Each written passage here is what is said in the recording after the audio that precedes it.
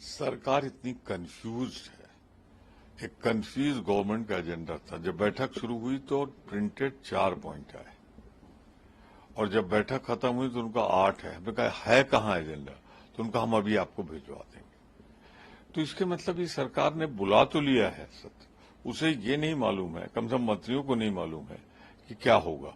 शायद प्रधानमंत्री जी कोई एक रहस्यमयी चीज लेके आए, तो ये तो प्रधानमंत्री पे छोड़ देना चाहिए, वो इन कामों में काफी अनुभव है उनको। लेकिन कुल मिलाकर जो मुद्दे सामने हैं उसमें कोई ऐसी चीज नहीं कि जिसको हम कह सकें कि इसको पिछले सत्र में लिया नहीं जा सकता था या 1 महीने बाद विंटर सेशन में नहीं हो सकता था। हमने सोनिया जी का वो पत्र, उसके 9 मुद्दे, अब आप बताएं, गरीबी, महंगाई, लद्दाख में हमारी जीन पर कब्जा चीन ने कर रखा है, जिस तरह मणिपुर में आज ही एक जवान को घर से निकालकर मार दिया गया, बलात्कार हो रहा है, इससे भी बड़े मुद्दे कोई है। एक अडानी जी के ऊपर जांच रिपोर्ट आ चुकी नहीं, उस पर चर्चा को नहीं तैयार है। तो कुल मिलाकर अगर हम देखें, महिलाओं के आरक्षण पारित है, उस पर चर्चा को नहीं तैयार है। तो अगर स्पेशल सेशन लाए थे तो उसमें इस पर चर्चा हो, हमें एक माध्यम दिया जाए जिससे हम उठा सकें इस मुद्दे को। आपने एजेंडे में लाए तो हम शून्यकाल में ला सकें। तो कुछ ये सारी बातें मैंने कल रखी है, चूंकि कांग्रेस को रिप्रेजेंट मैं कर रहा था डिप्टी लीडर के रूप में, तो ये सारी बातें साफ कर दी गई और लगभग संपूर्ण विपक्ष का यही मन था। महिला आरक्षण बिल को लेकर भी मांग शायद उस मीटिंग में उठी, लेकिन सरकार का अपना एजेंडा होता है, उस पे चलते हैं। सरकार का अपना एजेंडा हो, लेकिन मुझे लगता है संसदीय मंत्री को, कार्य मंत्री तक को नहीं मालूम क्या एजेंडा होने जा रहा है।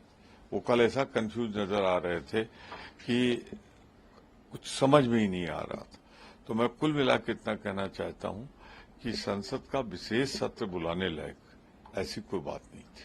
सर, वैसे कह रहे हैं थर्ड फ्रंट की बात जब बन सकती है और केसीआर उसको लीड करना चाहिए। केसीआर, मैंने हमेशा कहा, ओबीसी साहब की जुबान और भाजपा की जुबान ऐसी होती जैसे जुड़वा भाइयों की जुबान। अब भाजपा इसमें फंसी हुई है, उसे लग नहीं रहा था कि इतना सफल होगा इंडिया गठबंधन, तो अब ओबीसी साहब उठाए गए हैं।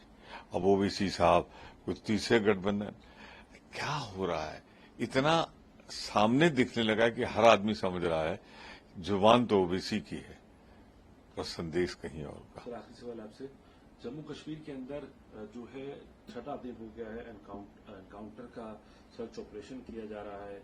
लेफ्टिनेंट गवर्नर मनोज सिन्हा साहब कह रहे हैं कि पूरी तरीके से इसका जो जवान मारे गए हैं उनका बदला लिया जाए। जो जवान शहीद हुए हैं, हमारे अधिकारी, कर्नल, मेजर और जवान, डीएसपी पुलिस का, हम सब के लिए श्रद्धांजलि अर्पित करते हैं, उनकी स्मृति को प्रणाम करते हैं और चाहते हैं जल्द से जल्द उन लोगों को जिन्होंने हमारे जवानों की जान ली है, उनको सख्त से सख्त सजा मिले।